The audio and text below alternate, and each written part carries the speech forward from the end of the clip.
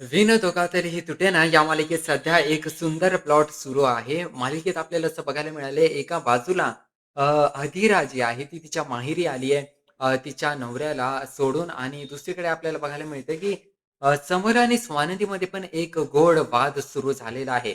याच गोष्टीवरून की अधीराने असं माहेरी येणं बरोबर होतं का? मालिकेत आपल्याला बघायला मिळालं मागच्या एपिसोडमध्ये स्वानंदीचा जो भाऊ आहे तो जरा मस्करी करत होता अधीराची. या गोष्टीवरून कारण ती ना स्वानंदीच्या भावासाठी एक मस्त जेवण बनवत होती.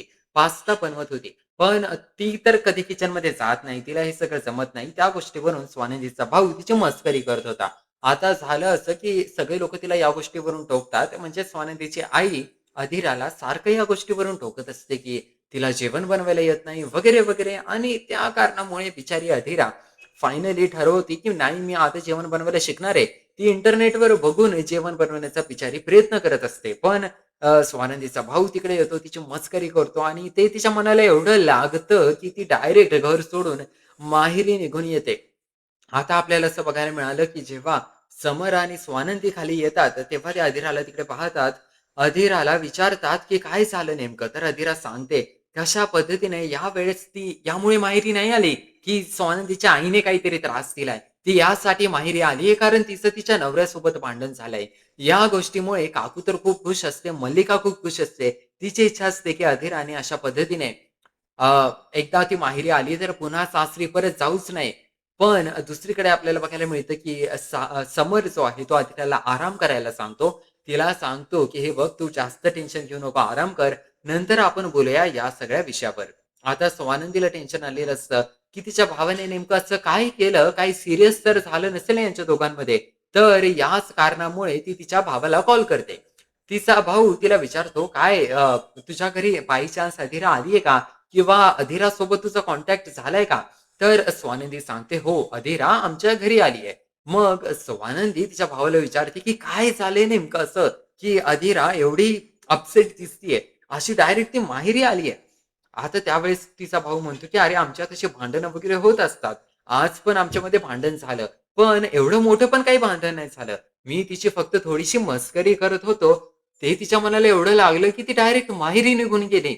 आता त्याच गोष्टीमुळे स्वानंदी बोलते, "हे बघ, तू जे केलं ते बरोबर नाहीये. तू कुठेतरी समजून घ्यायला पाहिजे होतं. अधीराच्या मनाची भावना, की ती तुझा जोक घेऊ शकते की नाही. तू तिच्यावर जोक मारतोय, तिची मस्करी करतोय. पण तिचा मूड आहे की नाही हे सगळं तू बघायला पाहिजे होतं." आणि अशा पद्धतीने त्यावेळेस स्वानंदी बोलते, "हे बघ, आता आम्ही अधीराला समजावतो. तिला छान समजावतो. सगळं काही नीट होईल. आणि पण इथून पुढे अधीरा एकदा घरी आली, की तू तिच्यासोबत नीट वागायचं. ठीक आहे?" असं स्वानंदी समजावते तिच्या भावाला. तिच्या भावाला देखील या गोष्टी समजतात आणि त्यानंतर अ, अ, स्वानंदी आता समरकडे जाते याविषयी बोलण्यासाठी. स्वानंदी समरसोबत याविषयी बोलत असते आणि समर एवढा टेन्शनमध्ये दिसत नाही. स्वानंदीला लगेच टेन्शन येतं. म्हणजे तिच्या घरात काही पण होऊ दे, ती बाई लगेच टेन्शन घ्यायला लागते. अख्खं असं डोंगर तिच्या डोक्यावर कोसळतं. आता स्वानंदी समरला बोलते, "तुम्ही एवढे रिलॅक्स का आहात? तुमची बहीण घरी आली आहे. ते दोघे एकमेकांपासून वेगळे झालेत. नवरा-बायको असे एकमेकांपासून लांब नाही गेले पाहिजेत." समर बोलतो, "अहो काय तेवढं त्यात? आधी राचं तिच्या नवऱ्यासोबत भांडण झालंय. भांडणं तर नवरा-बायकोंची होत असतात आणि आधीराला थोडासा स्पेस हवाय. तिला राहू द्या तिच्या नवऱ्यापासून लांब. थोडासा स्पेस घेऊ द्या." उलट स्पेस देण्याने नातं अजून छान होतं. पण स्वानंदीला हे सगळं पटत नसतं. तिला वाटतं, की काय बोलतायत हे? म्हणजे नवरा-बायकोने असं लांब राहायचं? म्हणजे भांडणं झाली ते ठीक आहेत, पण बोलून सगळ्या गोष्टी सॉर्ट आउट केल्या जाऊ शकतात ना. असं लांब का राहायचं? स्पेस वगैरे कशाला हवाय? आता त्यावेळेस समोरचं म्हणणं असतं, "नाही, स्पेस तर दिला पाहिजे." थोडासा स्पेस दिला नवऱ्या-बायकोंना, थोडे ते एकमेकांपासून लांब आले, तर मग त्यांच्यात परत चांगल्या भावना निर्माण होतात. परत ते एकत्र आल्यावर सगळ्या गोष्टी नीट होतात. पण त्यावेळेस स्वानंदी जी आहे, त्या स्वानंदीला हे सगळं कळत नसतं. ती म्हणते, "नाही, नाही, मला नाही पटत आहे." "ठीक आहे, तुम्हाला असं म्हणायचं ना, की स्पेस देण्याने सगळं काही नीट होतं. ठीक आहे, मीच आता तुम्हाला स्पेस देते." असं बोलून आता स्वानंदी काय करते, की ती समोरपासूनच स्वतःला लांब करते. ती म्हणते, "आता मी तुम्हाला स्पेस देणार आहे." समोर म्हणतो, "ओ, हे काय असं? भांडण तर अधीराचं तिच्या नवऱ्याचं झालंय. आपल्यात कशाला स्पेस?" तर स्वानंदी म्हणते, "नाही, नाही, तुम्ही तर म्हणला स्पेस देण्याने नातं अजून फुलतं. तर मग मी तुम्हाला स्पेसच देते." असं बोलून आता स्वानंदी समरसोबत अबोला धरते आणि म्हणते, की आता मी तुमच्याशी नाही बोलणार, मी तुम्हाला स्पेस देणार आहे. आता समरला कळत नाही राव. आत्ताच स्वाती त्याच्यावर चिडली होती थोड्या दिवसांपूर्वी. आत्ताच त्यांनी अबोला धरला होता आणि परत अबोला 2.0 सुरू झालाय. अबोलाचा पार्ट 2 सुरू झालाय. आता स्वानंदीला कसं मनवायचं? एवढं मेहनत करून समरने स्वानंदीला मागच्या वेळेस मनवलं होतं. आता कसं मनवणार असं टेन्शन त्याला बिचाऱ्याला आलंय. पण आता समर म्हणतोय, "ठीक आहे, तुम्हाला असंच करायचंय ना, मी पण तुमच्याशी नाही बोलणार." आता या दोघांमध्ये चॅलेंज लागलं एकमेकांसोबत न बोलण्याचं. आता समर आणि स्वानंदी हे सगळे जे बोलतायत ते मस्करीत बोलतायत. पण तेवढ्यातच सुष्मिता तिकडे येते. रूमच्या बाहेरून सगळं काही ऐकते आणि ते ऐकल्यावर तिला असं वाटतं, की आता समर आणि स्वानंदीचं नातं तुटणार आहे. ते एकमेकांपासून लांब चाललेत. त्यामुळे ती पटकन जाते आणि तिच्या मल्लिकाकडे जाते सगळं सत्य सांगायला. आता मल्लिका बसलेली असते अंशुमनसोबत. त्यांचं नेहमीपणे काही ना काही शिजत असतं मनातल्या मनात. तर त्यावेळेस मल्लिकाच्या मनात असं शिजत असतं, की अधीरा घरी आली आहे. आता ती घरी आली ना, तिला परत जाऊन नाही द्यायचं सासरी. अधीराला कळलं पाहिजे, की तिचा नवरा एवढा इंटेलिजंट नाहीये, एवढा मॅच्युअर नाहीये तिला समजण्यासारखा आणि हे सगळं तिला लक्षात देऊन मग तिला तिच्या नवऱ्यापासून सेपरेट करून टाकायचं. असा काकूचा प्लॅन असतो. तर अशा पद्धतीच्या गोष्टी चालू असतात. त्यावेळेस अंशुमन म्हणतो, "आपण हे कसं करायचं? तुला वाटतं की अधीरा परत नाही जाणार?" काकू म्हणते, की "नाही, नाही, ती तर परत जाईल. पण आपल्याला काहीतरी सूत्र हलवावे लागतील, म्हणजे की अधीरा परत जाणारच नाही. तिच्या मनात आपल्याला हे भरायचंय, की काही झालं तरी तुझा नवरा तुला नाही समजून घेऊ शकत." आता हा असा सगळा प्लॅन मल्लिकाने केलेला असतो. तेवढ्यातच सुष्मिता तिकडे येते. सुष्मिता तिकडे येते आणि म्हणते, "मला तुला मोठी न्यूज द्यायची आहे आई."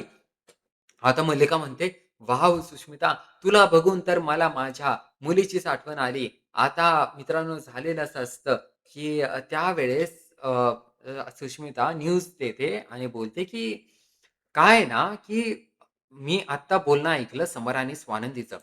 ते दोघे एकमेकांपासून लांब होत आहेत. त्यांचं नातं दुरावा येतोय. त्यांचं एकमेकांसोबत बोलणं बंद झालंय.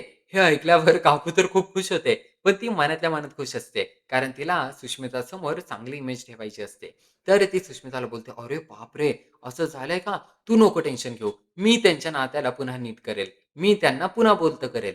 आणि असं बोलते काकू. पण मित्रांनो, इकडे काकूच्या मनात शिजत असतं, की आता त्यांना चांगला चान्स मिळालाय. कारण एवढे दिवस समर आणि स्वानंदी फक्त एकमेकांच्या अजून जवळ जात होते. काही मार्गच उरला नव्हता त्यांना एकमेकांपासून लांब करण्याचा. पण फायनली आता काकूला मार्ग सापडलाय त्यांना लांब करण्यासाठी. त्या कारणामुळे आता काकू विचार करते, आता मी यांना लांब केल्याशिवाय राहणार नाही. अशा पद्धतीचा सगळा प्लॅन सुरू आहे. आता मित्रांनो मालिकेत दुसरीकडे आपल्याला असं बघायला मिळतं, की इकडे समर आणि स्वानंदी तर एकमेकांसोबत बोलत नसतात, पण त्यांना त्या गोष्टीची मजा येत असते. मालिकेच्या पुढच्या एपिसोडमध्ये आपल्याला असा ट्विस्ट बघायला मिळणार आहे, की स्वानंदी काय करते, की नाश्ते घेऊन येते, पोहे घेऊन येते नाश्त्यासाठी. समरला तिकडे बेडवर ठेवते आणि असा इशारा करून सांगते, की "खा, खा, पोहे खा." आता समर बोलतो, "मी नाही खाणार, मला नाही खायचंय." असा इशारा करूनच बोलतो. कारण त्यांनी ठरवलं, की एकमेकांसोबत तोंडाने बोलायचं नाही. मग असं ते चिन्ह सायन्स देऊन बोलत असतात, हाताने सायन्स देऊन. त्यावेळेस आपल्याला बघायला मिळतं, की स्वानंदी तिकडून रूममधून जाते, पण ती गेलेली नसते. ती लपून समरकडे पाहत असते. समर बघतो स्वानंदी गेली का आणि पटकन ते पोहे खायला लागतो आणि एकदम एन्जॉय करतो कारण पोहे एकदम मस्त बनलेले असतात. अशा पद्धतीने आपल्याला बघायला मिळतं, की स्वानंदी त्याच्याकडे बघते आणि हसायला लागते. यांच्या नात्यात कुठे दुरावा आला नाहीये. हा सगळा फक्त गैरसमज आहे त्या सुष्मिताचा आणि मल्लिकाचा. तिसरीकडे आपल्याला असं बघायला मिळतं, की रात्रीचा टाईम असतो, असा पहाटेचा टाईम असतो आणि त्यावेळेस अचानक ना त्यांच्या घरात एक चोर शिरतो. आता मित्रांनो, मला तरी असं वाटतंय हा चोर दुसरा-तिसरा कोणी नसून स्वानंदीचा भाऊ असणार आहे. पण ते आपल्याला मालिकेच्या पुढील भागातच बघायला मिळेल, की हा चोर नेमकं कोण आहे? या सगळ्यावर तुमचे काय मत आहे? नक्की मला कमेंट करून सांगा या व्हिडिओखाली. आपल्या YouTube चॅनलला लगेच सबस्क्राईब करा. असेच मालिकांचे रेग्युलर अपडेट्स मिळवण्याकरिता. आपण भेटूया मालिकेच्या पुढील भागात. पाहूया मालिकेत नवनवीन अजून काय-काय घडतंय ते.